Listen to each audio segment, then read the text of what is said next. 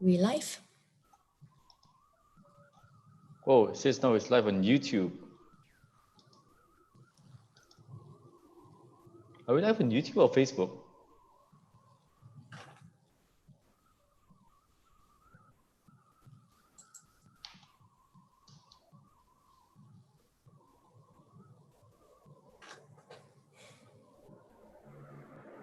Yeah, I could see us on YouTube live. Oh, so is it just us chatting to ourselves? Well, I mean, producers haven't said anything, and I think they can do a lot of this, some stuff in post-edit. So I think we just wait for Shafiq's cue, and then we can start. But in the meantime, hello, people of YouTube. We didn't expect to get here. We thought we'd end up in a Facebook.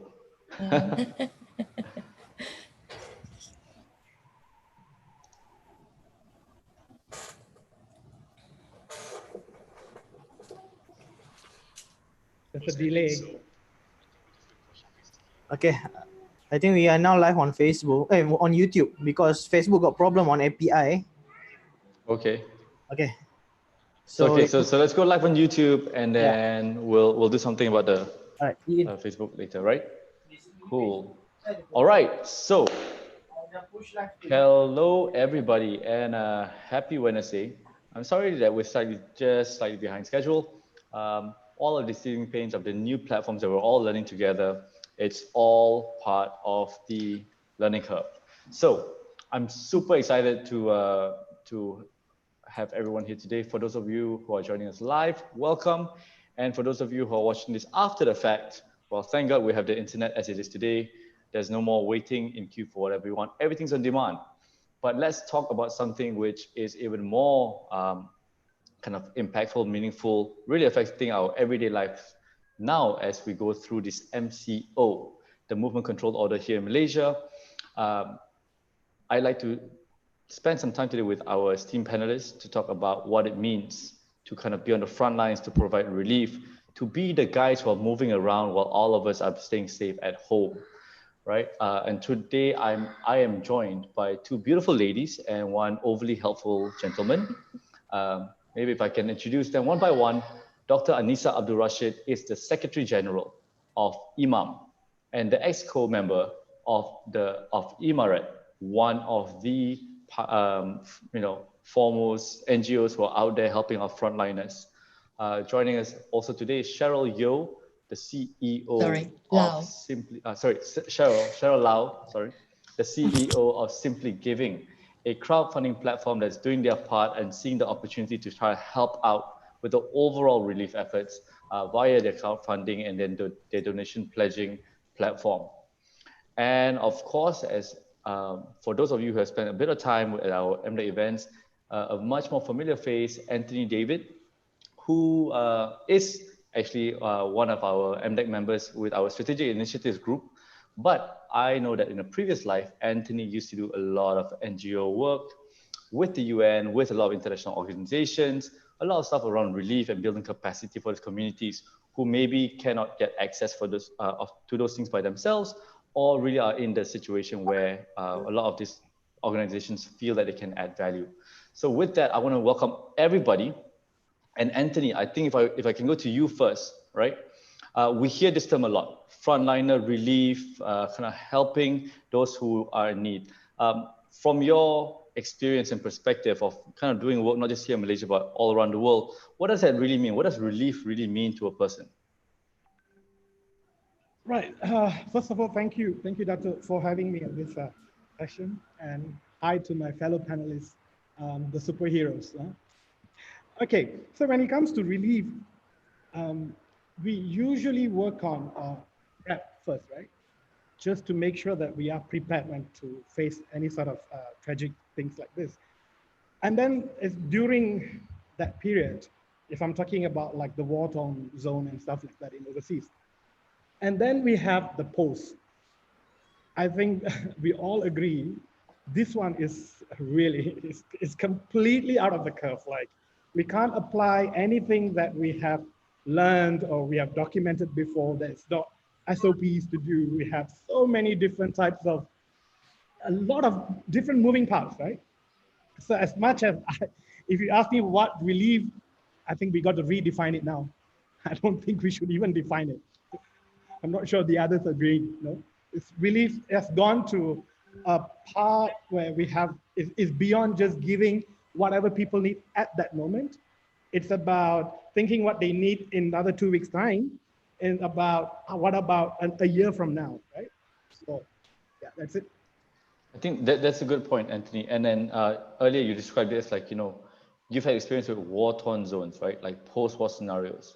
And a lot of people have actually described the situation that we face with COVID as really like a war, right? And the guys were out there risking their lives, and literally their lives, because this virus can affect, it's indiscriminate of who it attacks, right? Are the guys who are putting their lives on the line there at the front line. So Dr. Anissa, I want to go to you. And with the frontline help, like I know we hear about like kind of funding, donating, NGOs like Imaret, but you guys are there, your members are there at the front line, and you guys are also helping the medical relief efforts. So what has that been for you? Like what actually happens in the front lines? Okay, first of all, thank you very much for inviting us here. We're very excited to be here and to be part of this amazing collaboration and work and effort. So your question is straight to what is frontliner.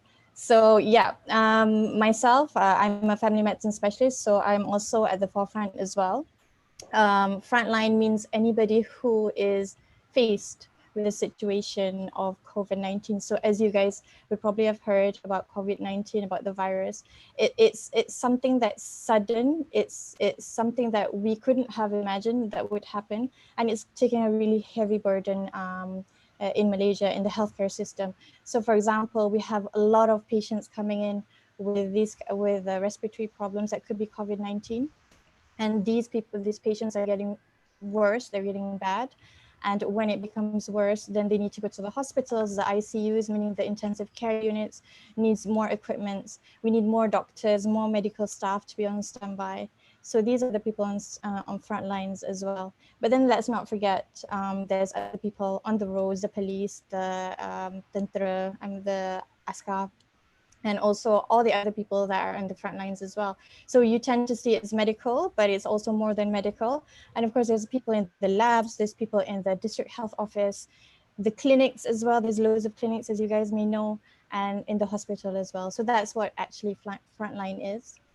So if I'm going to elaborate what the doctors actually have to be faced with, is sometimes, as you know, when the patients come in, they can't go into the hospital straight away, especially if you suspect them to have COVID symptoms. So they're outside. So you can imagine that they have to go outside in the heat, and they have to wear PPEs, if you've heard of PPEs. So they're faced with this kind of situation where they can't just simply go and take a break because they're fully protected, and they're in the heat, and there's so many patients coming in, and so on and so forth. So that's just a little picture that I just like to start off with on what the frontliners are facing at the moment.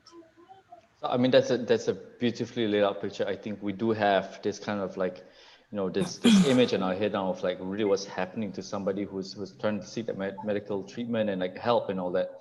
Specifically though for Imaret, what is the role that you guys play? So when companies and individuals come and support you, what happened? Like what is Imaret's role in all of this? Oh, okay. So how long do I have? We actually started our fundraising campaign because we've been involved in a lot of relief work, so to say. So before this, if you remember the flood relief, we were involved in that as well. That was back in 2014. We were very junior at that time. And we got feedback from our friends who are frontliners as well, and they were telling how bad it is in terms of healthcare, but then healthcare, then it goes to humanitarian aid as well, as you may know. So moving to what we do for COVID-19, number one, what we do is because we are ourselves in the front lines, we know what the problems are, what they are facing. That's number one. Number two, we have our group of friends and doctors and professional networks telling us what the problem is at the moment, what's short, what's happening, what's the burden like, and things like that. So we will get feedback on the ground in terms of what is it that's needed from personal contacts, but we also get feedback ever since we started this campaign on the 17th, just before the MCO. A few days after that, we had a very good and nice influencer who collaborated with us, which was Vivi Yusuf.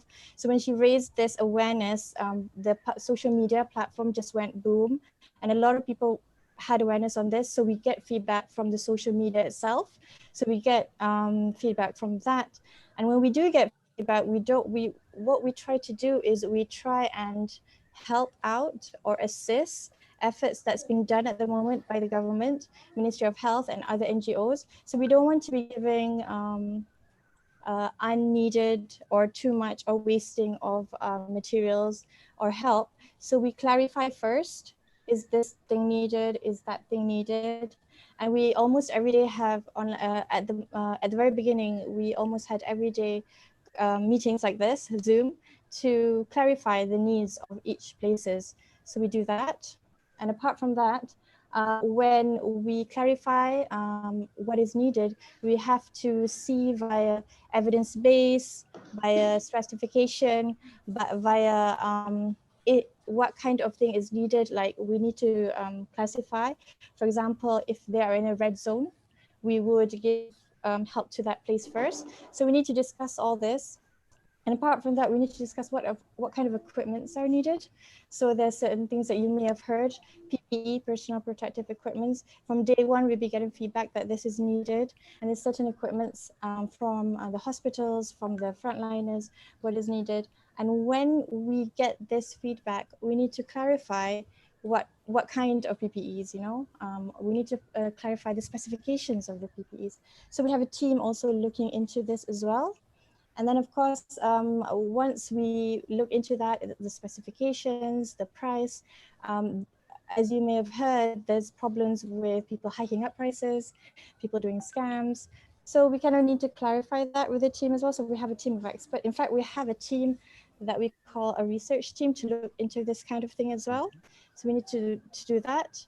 Finance also needs to go into this as well, because as you know, when you do fundraising, on a crowd fundraising, the money doesn't come in all at one go. So it'll come in, amounts at a time. So we need to clarify that whatever we're buying, we have the funds to pay for that as well. So then that happens. And then when we do get the products or the supplies, we need to be able to know where to put the products and supplies. So we, Alhamdulillah, we have 3 warehouses, and one of the warehouse is actually a clinic of the volunteers that they allow us to put that in. We have an Emirat warehouse, and we also have, there's another one in Institute Sukarnegara ISN. So all these people working together to help put all our medical supplies and our medical supplies in.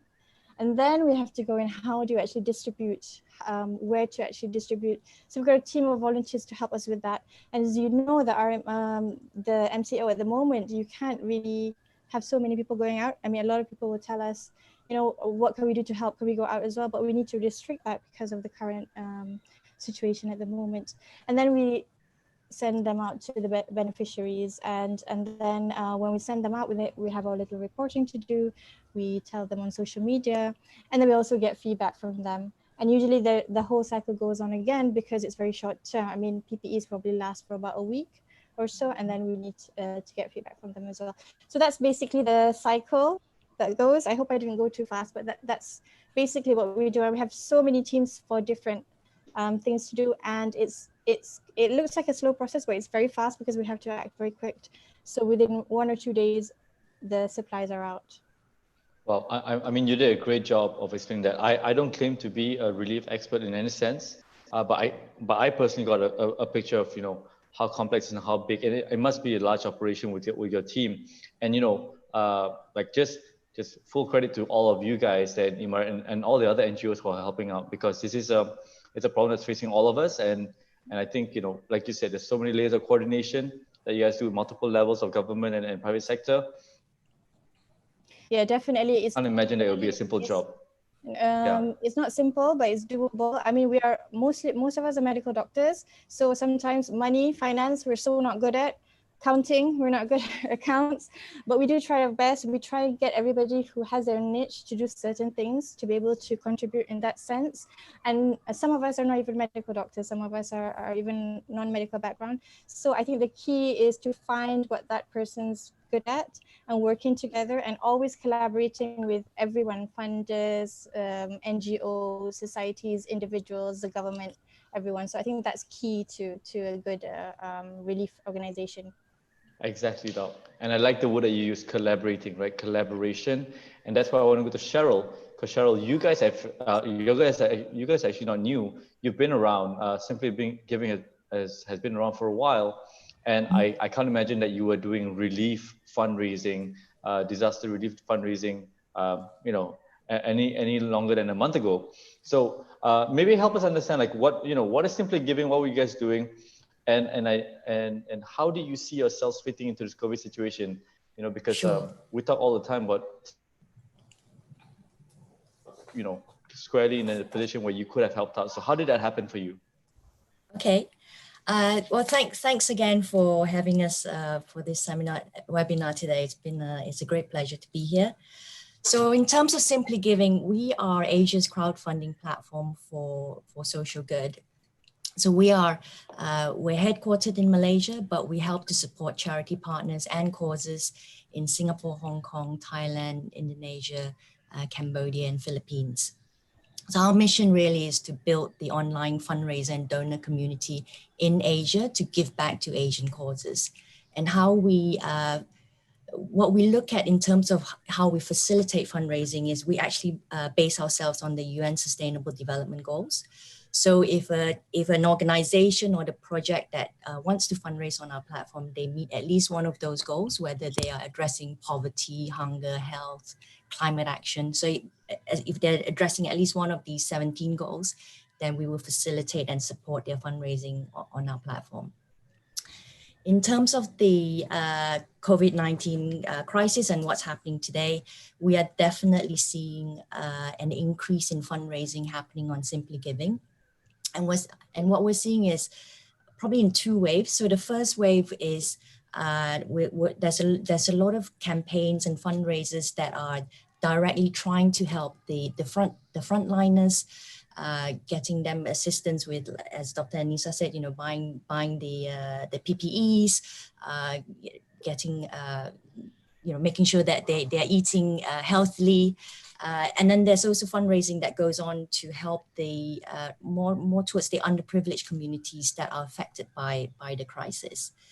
Then the second wave we're seeing is charity partners that are fundraising for their own operational needs, because the traditional way of fundraising, which is mainly through either face-to-face or events, basically, it basically halted for them. So they need to find a safer way to continue fundraising for their organizations to keep being sustainable so that they can continue to make the impact that they're doing. And hence they're turning to platforms like Simply Giving, where it's safe, it's easy, secure and convenient and transparent for them to fundraise online. And then Dr. Anissa pointed out an example earlier where it was a fundraising campaign that was driven by Vivi Yusuf. So that happened on Simply Giving, and it was very exciting working on this with Imaret and with Vivi Yusuf and her team at Fashion Ballet. So they actually went live on the night of the 17th, so just the night before the MCO, and within a week, we raised over ringgit 1 million on our platform, and that was actually made up of quite small donations. So 80% of the donors were actually donating 30 ringgit or less. So you can really see the crowd, the community coming together to make a difference. And I think what Vivi did was incredible as well. She worked really hard at it. She shared it very often. She pushed, she rallied her supporters, she celebrated, she made sure she highlighted some of the donations that were given. She thanked the donors. She highlighted messages that they left on our donation page. So she really engaged with her community to make a difference here. That's really overwhelming. And I think, $10, $20, $30, yeah. Even more so now with like the crunch that we're seeing in the economy, every dollar counts. And yeah. I think it's very, very selfless of everyone that's contributing in any way, big or small, to kind of any of these efforts. Dr. Anissa, I want to come back to you. So really, if we look from a mechanism point of view, and you shared, right, like it's very complex and everything. What would you say? How would you give assurance to people that when they wonder, like, you know, if it was $100 or $1 million that goes to an NGO, how is it spent? You know, how do we know what gets down to the ground? That's a great question, Dato. I mean, it's one of the things, a few things that when we raised such a lot of money, people want to know, what are you doing with the money? What's happening? So we've actually, on social media, we've actually put out what we have in terms of infographics. But in terms of, if I can just break it down a little bit, we raised so far, as of the 11th of April, about 2.7 million. That's amazing. Alhamdulillah. Thank you so much, Malaysia. And we dispersed them the whole of Malaysia. So I'm talking Perlis, Johor, Sabah and Sarawak. Only a few days ago did we manage to go to Sabah and Sarawak, and that was a huge relief. The Sabah representative is crying almost every day trying to get help. But we're so happy that happened. But the funds dispersed, medical supplies would be around 1.9 million. And then in terms of non-medical supplies is about 200,000. So if you're asking me what's non-medical supplies, as I mentioned earlier, we can't get the patients to come into the clinic sometimes for fear of COVID-19. So they will be outside first. So then the tents, the air conditioning, the fans are the non-medical supplies, which is basically medical to me as well. And then food supplies. At the very, very beginning, where there was not enough awareness on this, some of them didn't have time to eat. And there was no food for the frontliners. But now it's amazing. I mean, a lot of people have helped out. So that would be non-medical supplies. And then with logistics is just about 6,000 to 7,000 ringgit. So that would be like, you know, petrol. But a lot of our volunteers, they do it with their own money. So that's amazing. So that would be the breakdown. So you can just, you know, just give an idea of what that is at the moment.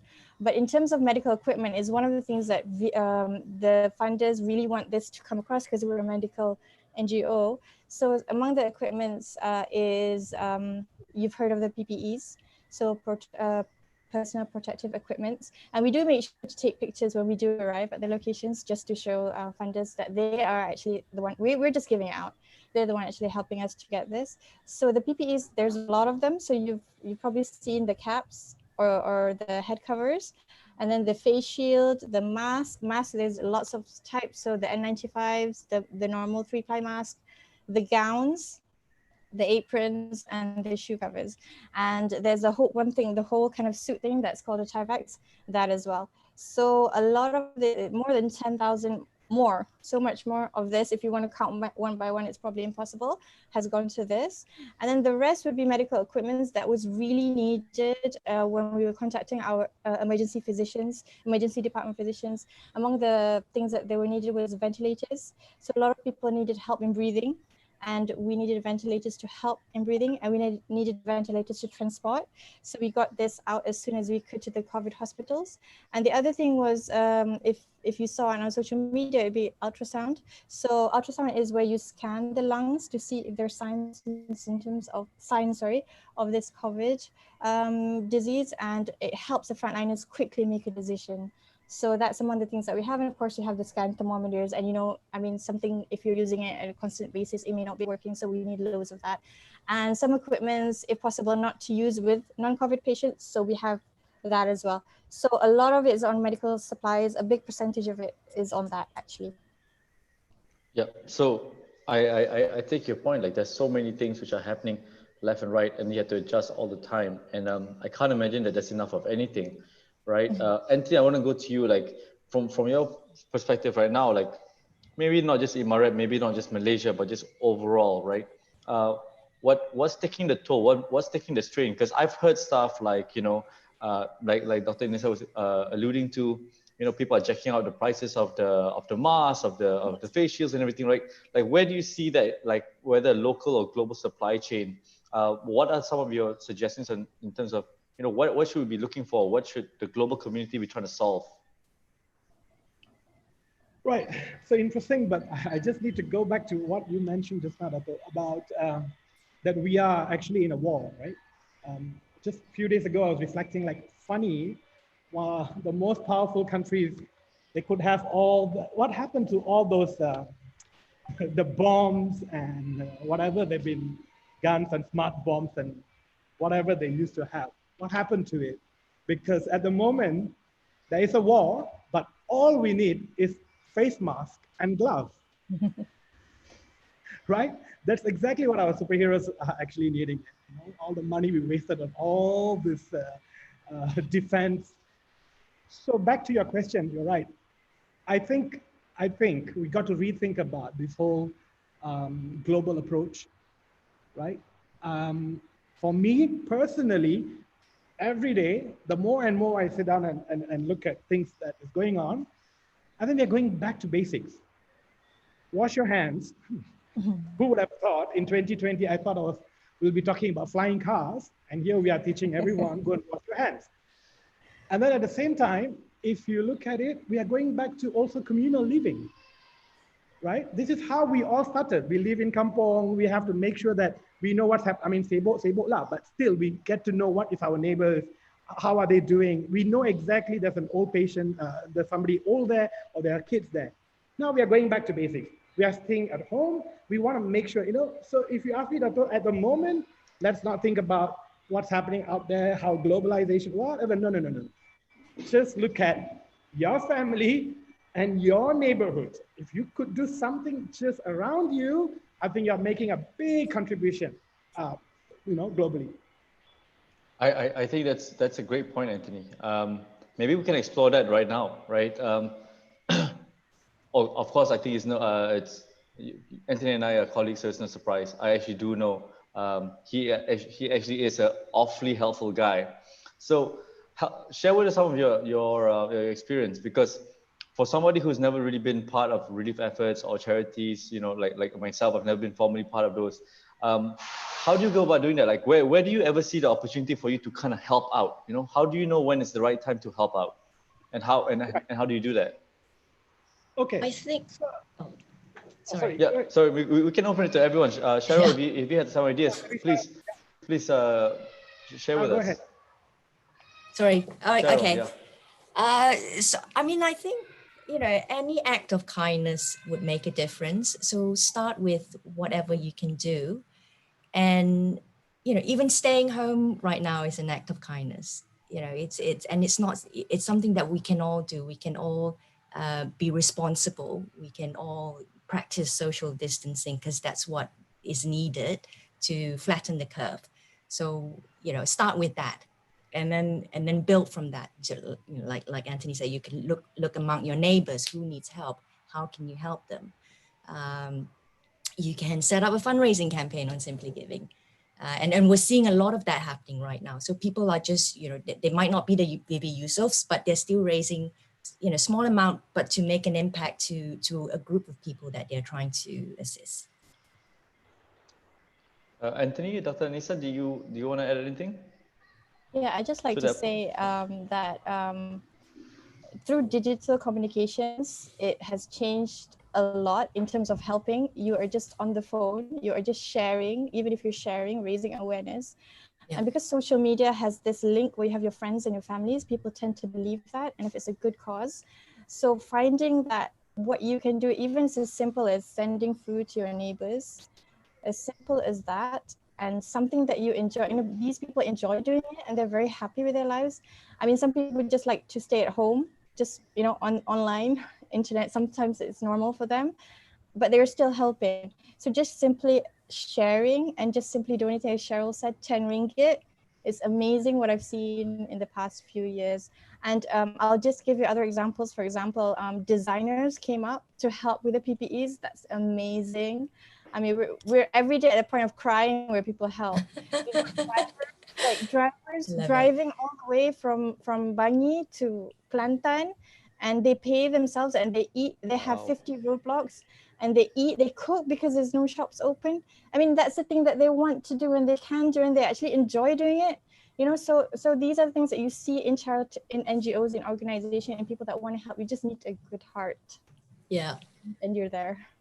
Wow, so these guys are driving from Bangi to Kelantan. So they're what, like, are they part of the Emaret network? Are they volunteering for you guys? Yeah, they're volunteering for us, but they're part of another NGO as well, Right. and they work with us with other projects, so we kind of we trust them. But they're the ones that, these are the people that will come up to you, give you an SMS, a WhatsApp, or go on social media and just say, you know, what you need, I can do this, you know. And of course, we'd have to have we'd have a background check and all that, obviously. But then these are the people that, you know, they're not even medical background, but we need them, and they're driving, but not a lot of people can drive that long, you know. Right. Big trucks and everything. So yeah, and not everybody can have that survival skills as well. So yeah, those are the kind of people that help us. Well, that's really amazing, right? I mean, like, It's because amazing. now we live in this reality where you're connected via Facebook, via Instagram, via Twitter, and all that. So you're saying like if I'm sitting in my house today and I want to be helpful, if I want to be helpful beyond kind of like just the square kilometer that I'm in, I just reach out to you guys and say, hey, I'm Faz, I'm restricted to help, and you guys would try, like, there's a way to try to figure out like how you can help out, right? Yeah, I'm sorry, believe it or not, that's how we get most of our contacts. But of course we need to clarify the information as well, but it's just forwarding information to us. We will try to clarify, or even just giving some sort of information, we will try and give it to the network that we can. I have a really good media team at the moment, so they will try and give it to the person that they think can help. So yeah, just sitting on your laptop with your handphone, you can help. And I think that's a great segue into the next question that's coming from the crowd. And let me just reiterate that Dr. Nisa just shared, like, if you're out there somewhere and you want to help out and you don't know what you can do, but you just want to help, reach out to NGOs like Emaret. Just drop them a note. You know, as you said, Doc, responsibly, they're going to verify who you are. So make sure you're not a criminal. Make sure you're a good, kind, well-hearted person who really means to sincerely help, and reach out to them. And then who knows, there might be somewhere that you can play a role. Exactly. Goes into the next question. Velan, thank you so much, Velan, for sending in this question. Velan's got a great point. He's saying there is help reaching the frontliners. We know that, we hear that in the news, but is it enough? Is there still something lacking in the COVID-19 battle? So, you know, I want to share with the panel. Anybody just jump in. What do you think is missing or lacking, or we're struggling with in the COVID-19 situation now?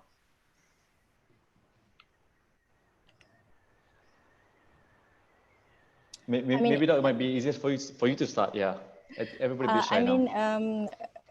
There's various ways of getting information on the COVID-19, but we do also try and reach out to within our networks to clarify information. So there are some information that may not reach to the higher authorities that we want to help, and we want to help as fast as we can. So there may be certain situations like shortage of certain medical supplies, which is understandable because it's a very unique situation at the moment. And that's the kind of thing that we try and gauge from our contacts and from social media as well. But I think so far the information that's been out there has been fairly, quite truthful, or, you know, quite in reality. I mean, the DG did mention, you know, what supplies we have, what's happening, how many people are warded, and so on and so forth. So in terms of medical, I would say that, yeah, information is getting out there. So that will be one of them. But maybe one of the things that Emaret does is probably those who are quarantined, the refugees and those that are marginalized are quarantined, probably not enough information on that. Not saying anybody's doing anything wrong, it's just the focus is more on the health side. But maybe, you know, though, attention should be given on those kind of people as well.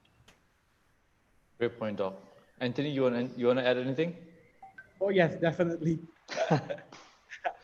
Okay, so the interesting part about, so there's this particular boogeyman in town, or let's say the boogeyman is like all over the world, has actually unearthed a lot of things that that we probably aware, or maybe we don't see it yet, but how powerful is the voice of the NGOs and the civil society, right?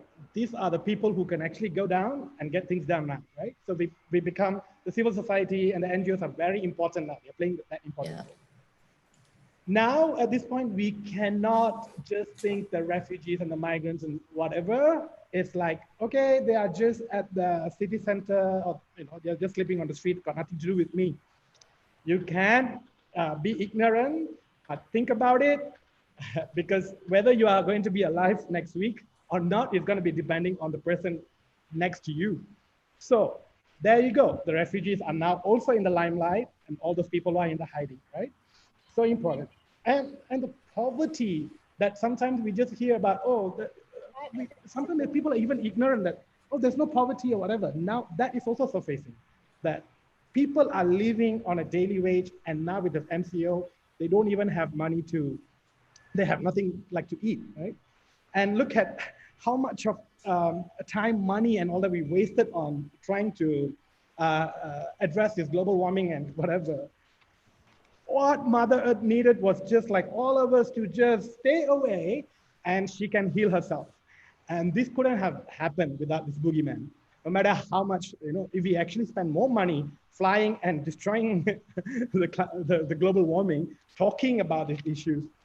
So what some of the things that that I think we got to take note about this is streamlining efforts. Yeah, Malaysians, we are very well known to be very empathy, and we do a lot of charity, we give. So that's why and thanks to all the platforms that are actually coordinating this effort, right? And why is the streamlining is very important? Because we want to reduce wastage. So we have seen a lot of people are giving a lot of food to all those abang police on the blocks and all that, no? And we heard that now they are complaining, hey, we have a lot of food and we are wasting. We don't know what to do with it, right? So my suggestion is you could just do that, like give food or do something on a personal level to those people that you know around you. Don't start packing things and want to give out to somebody that you don't know, because then that's actually going to add to waste, right? So, and other things that I can, like, okay, but this just mean, because in this Bukit Bintang area, like, oh my God, most of them are mostly migrant workers. And for me, I think they are just time bombs, right?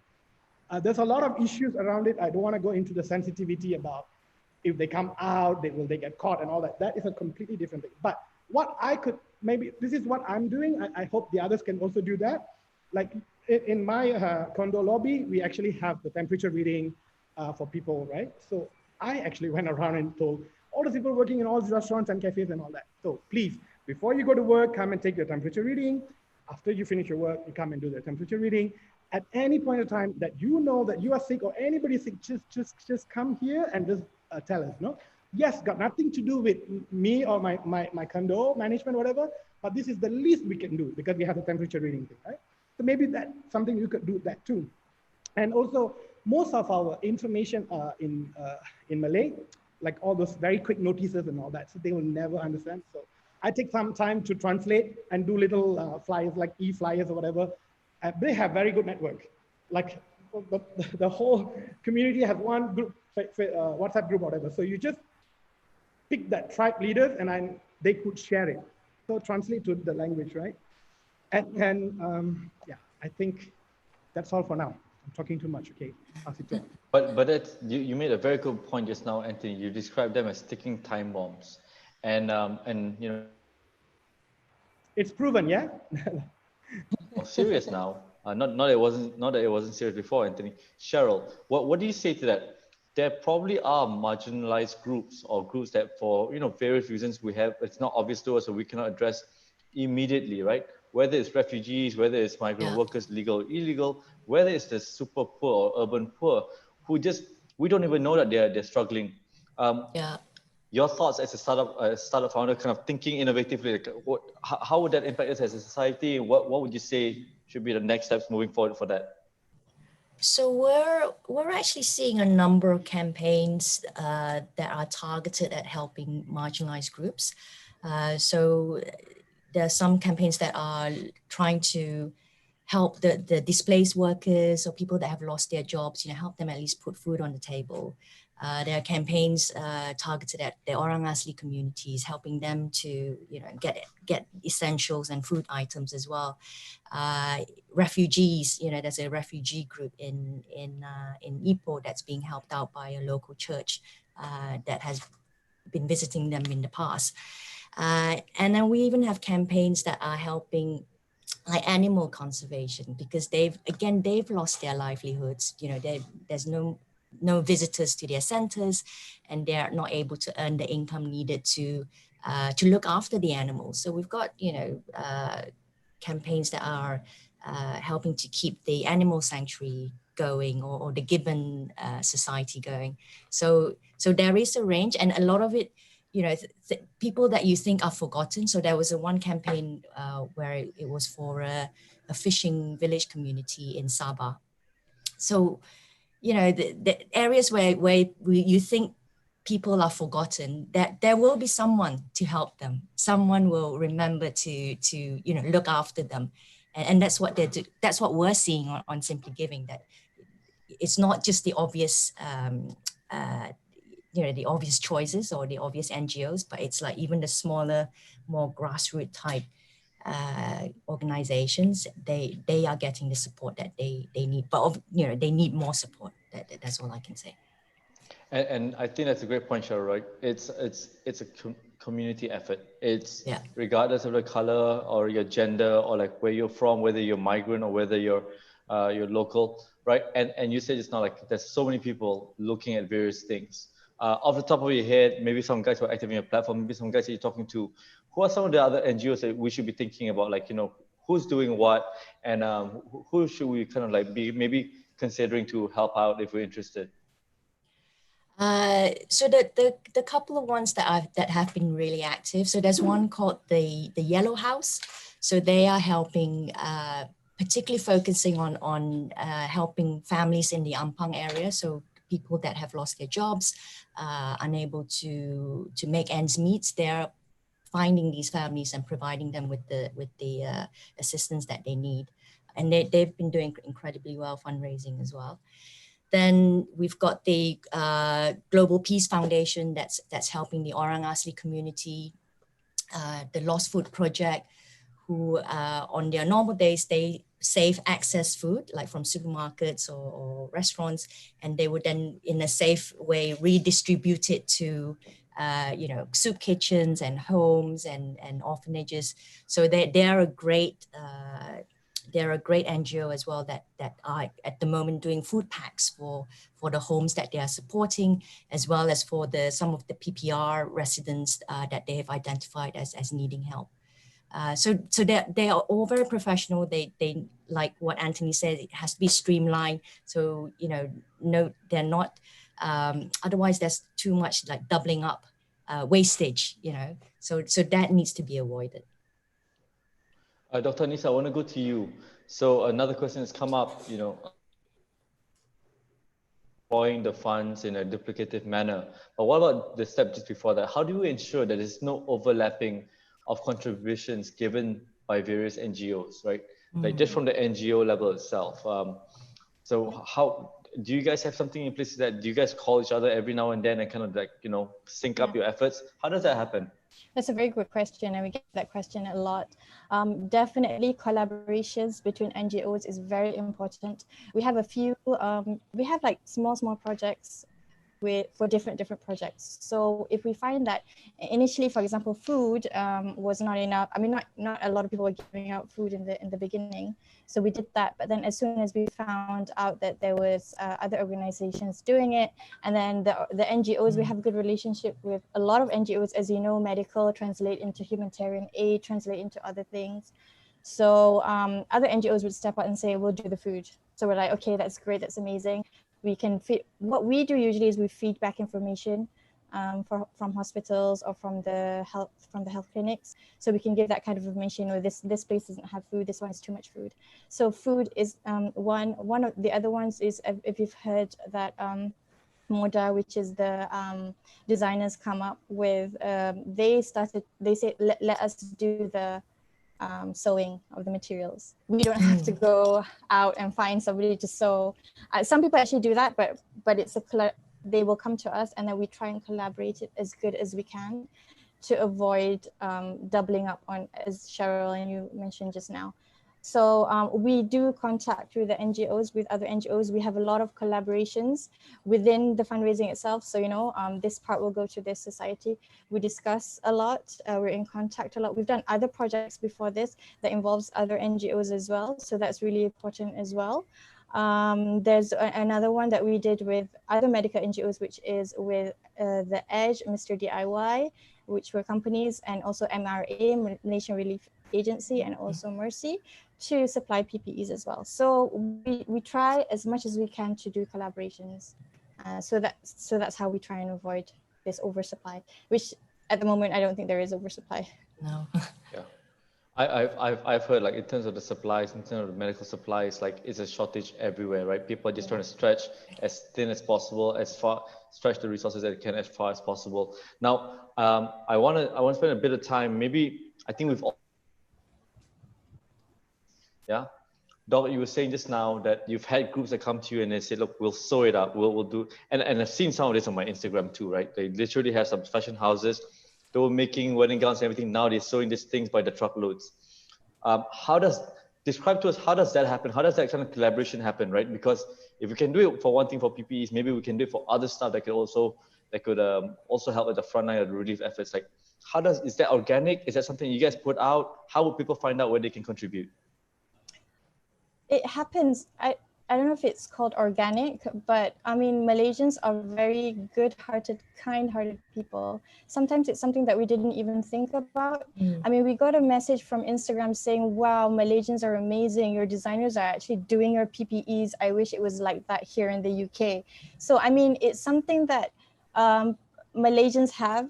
I think that they reach out, but once they reach out, then we need to find some sort of mechanism to make that work. And usually if people are passionate, which most Malaysians are so passionate about what they do, we find a way. But then there's that little thing where you need to, clarify, and you need to know, what is it that you can do? What is it that I can do? And if it's something that we can do together, go ahead, we'll do it together. But if it's something that we think, okay, I think you should go to, another organization, it's better because they know better.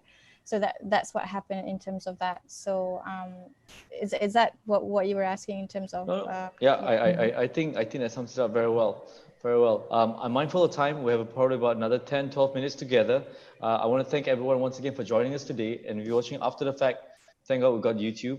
I started this off by saying thank God we have Facebook, but we're on YouTube now, right? So this is on Facebook. Is it going to be on Facebook? It will be. So okay. The Facebook links to the YouTube. We're all getting the hang of this. So one more question before I want one second to last question, and I want to go off with with the final question to each and every one of you. Now, Anthony mentioned before, we have these groups, maybe the refugees, and let's just recognize it, right? We as a country have been very, very dependent on a lot of foreign labor. I do imagine that a lot of the guys that I've met, the mamas and all that, right? The guys who are working here, I'm not entirely sure if they have the right permits, right? I'm not judging either way, but Doc, in your professional opinion, how big is that of a risk? And are there certain facilities, or if any other of us were to run to one of these guys and they don't look too well, could we tell somebody that they could go? Is there someone that could go that's safe, that they wouldn't be prosecuted because That is a great question. I think he just lagged off there. Okay, all right. So that is a great question. Emirat has been working towards this as well. We've been recognized to do this. We've been collaborating with MOH in this aspect as well. Because as you know, if you're a foreigner, you need to pay for to get medical care. And the Ministry of Health has done certain things like you don't need to pay and all that, but somehow they're still scared.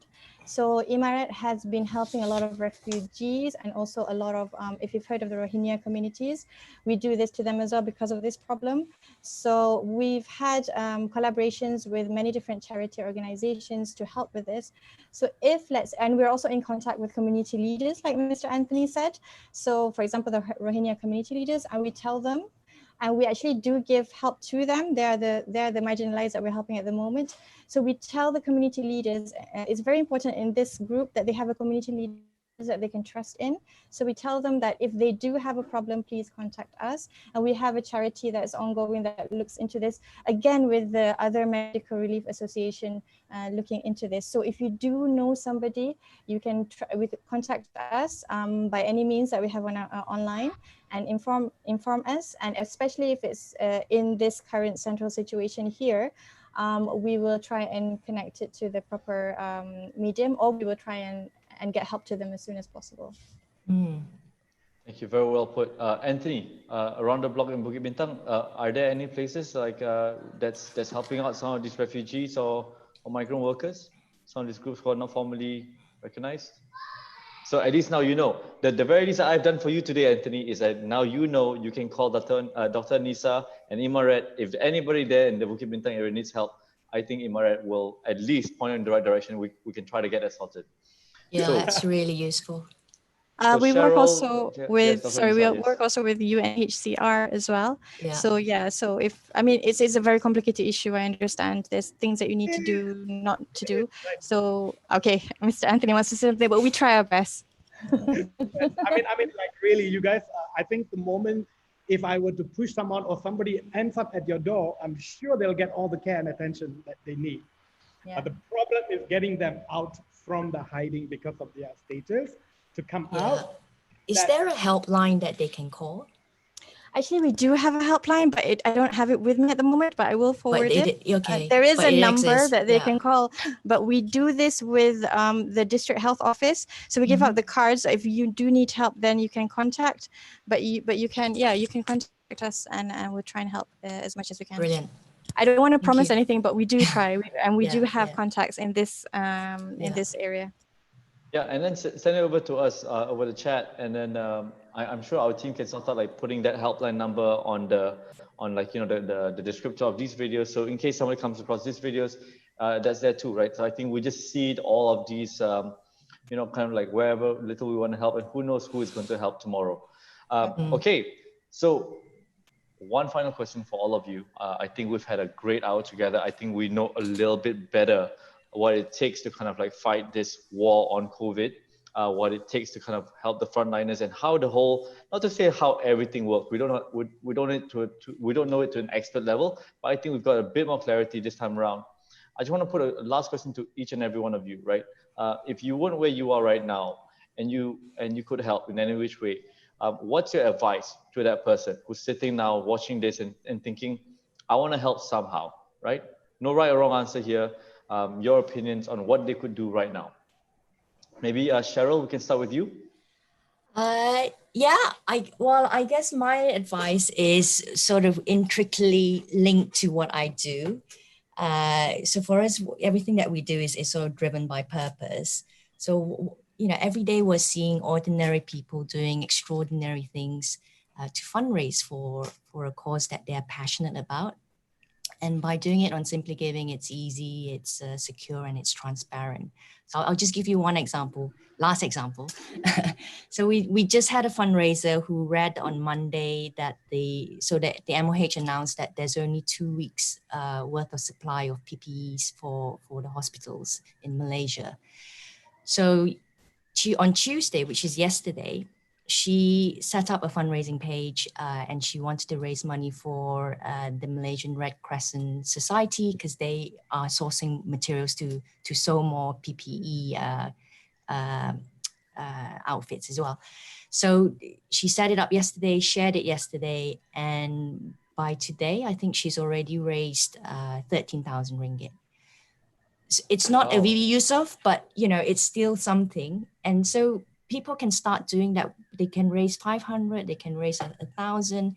What we specialize in is what we call peer-to-peer fundraising. And that's when someone like you and I, we can quite easily set up our personalized fundraising page on Simply Giving. We choose a beneficiary that we want to be supporting. So then we help to share this page. You share it on your social media, you email it to your friends and family, you WhatsApp it, and you invite them to support you in this cause. And then whatever you raise on your page, we will send directly to the charity. So again, that's very secure and transparent, and it really helps the charity to reach out to more donors as well. Oh, Cheryl, just on that point, I know I said it was the last question, but Cheryl, just because you mentioned that, it did pop in my mind. So, is there a fee associated with platforms like Simply Giving? Maybe you can enlighten us a little bit about that. Yeah. Yeah, so there's two fees to look at. So one is the Simply Giving platform fee, which is 5%. So we take a 5% fee. And then there is also the payment gateway fee. So depending on how the donor wants to donate. So for example, on our platform, you can pay using your credit debit cards, PayPal, online banking, e-wallets, and then you can also donate in 17 different currencies. So you have a much wider reach. So depending on how the donor is making the payment, different payment gateway fees will apply to it. Right. But what we have a tool as well. So so these fees are normally deducted before we send the donations raised to the charities. But we also have a tool that invites the donor to top up their donation to pay for these fees on behalf of the charity. Okay. And what we do find is at least 60 to 70% of donors will pay for the fees, and then which means then we can send 100% to the charity. Got it. And that 5%, is that something that's the 5% fee that you mentioned before? Is that something unique to COVID, or has that been your long-standing fee? That's our long-standing fee. All right. Yeah. Got it. Dr. Nisa, maybe we can go to you. Last words of advice. If I wanted to help something right now, what could I do? I think before that, I just like to thank everybody who's helped in our platform. It's been amazing, and people have helped so much so far anyway. We're very overwhelmed. But in terms of what a person can do is just find what you think you're good at, honestly, and use that to your advantage, even if it's just making posters. My media team, some of them are just good at posters. They can't, answer messages or anything like that, but they're good at posters. And they make amazing awareness through just infographics. So just, raising awareness, number one, sharing validated information. Please make sure what you're sharing is actually from the right platform. So if I give an example from the Ministry of Health, they come up with infographics and details and information, but then different parts of society looks at it differently. So when you tell it in your own way, or you do it in your own way, it helps tremendously just as simple as Mr. Anthony said, washing your hands. There's so many ways of doing that, and it encourages that. So raising awareness is very good. Clarified information. Please continue with donating. Just a few ringgit is all. It makes a difference. And just remember that this project, or any NGO projects, is long term. So there's going to be an aftermath after this. So please continue to support that in your own way as well. And of course, as a medical doctor, I'd like to say, please stay positive, look after your mental health as well. If you're not well, physically or mentally, please don't be afraid to seek help. Thank you, and very, very well said. Anthony, we started with you, and maybe you have some parting words for everyone tuning in. Okay. Yes, so the boogeyman has actually locked us down in our countries, in our cities, in our homes. But it's also teaching us back to basics, like washing your hands, and take extra care of the people around you, especially the older ones, because we've been really neglecting them. And now it's time for you to revisit that, right? And it's also everyone around you, because now you cannot close one eye. If you want to be alive in 2 weeks' time, you got to make sure that person beside you is also healthy. So that's a very good learning. Back to basic again about communal living. Yes, we have moved away from living in kampong and all that, but what happened to that value? What happened to that whole community living? So I think it's time for us to revisit that, and that is going to save lives. So pandemics have always forced humans to to break from the norm. So I think back to what Doc was saying about your mental health, right? So if we are all going to be stressing out and that pendulum keeps swinging about going back to the normality, this is where the stress is this is where we're gonna get depressed, right? The world is new. So I think either we are going to redefine what the new world gonna be, now that we have seen who are actually more important, which voices are more important, you could see it. So then how can we reinvent the new world and not to look back? Because if you keep thinking and hoping that, in 1 month time, 2 weeks time, 1 year time, you want to go back to where we were, this is definitely is going to add on to that mental health issues. Lastly, I just wanted to say the frontliners, thank you so much for doing whatever you guys are doing. And I also want to just add on to those, the security guards in our gated apartments and all that. The cleaners who are actually here, they are also risking their lives. I mean, they have no clue who is taking care of their loved ones back home, right? But here they are, taking all the risk, being there, guarding the fort, taking the temperature, whatever, and cleaning all the places and all that, because they might get the infection first, so that we are happy and safe with our loved ones. So please show some love and care for them. All they need is that, right? They have definitely they have no much money to buy good food like fruits and juices, for the antibody. So maybe things like that. So it will be really nice to appreciate them, be grateful for what they are doing, just help them to make sure that they are healthy and fit. Thank you. Thank you so much, Anthony. And I think that's really well said. The gist of everything that we've heard over the hour. I want to personally say, anybody who's put in any effort to help in any way, whether via an NGO, whether via directly, whether it's just your neighbor next door, thank you for that. Thank you to all of those who have helped in any way, big or small. If you're at home, hopefully you're at home while you watch this during the MCO. If you're at home and then you want to help out, reach out to these guys, reach out to any of the NGOs, reach out to the efforts. Everybody is talking, collaborating, whichever amount of support that you can give in any way, shape or form is so meaningful to somebody out there. It doesn't matter whether you help 100 people or even just one person. When you start that ball of giving and helping, it just snowballs onto a bigger effect, and we will get through this as a country. And of course, then I want to say thank you. Thank you to everybody who's helped out, not just in the relief efforts. Thank you to all the guys who are the frontliners. Like Anthony said, down to the cleaners, down to the security guards, down to guys who are doing their duties so that we can be safe at home. And with that, I want to say thank you to my three wonderful panelists. Thank you so much for enlightening me, and I've learned so much over the hour. Anthony, I'll see you back at the office. Cheryl, thank you so much, and continue doing what you do. And not so soon, that's right.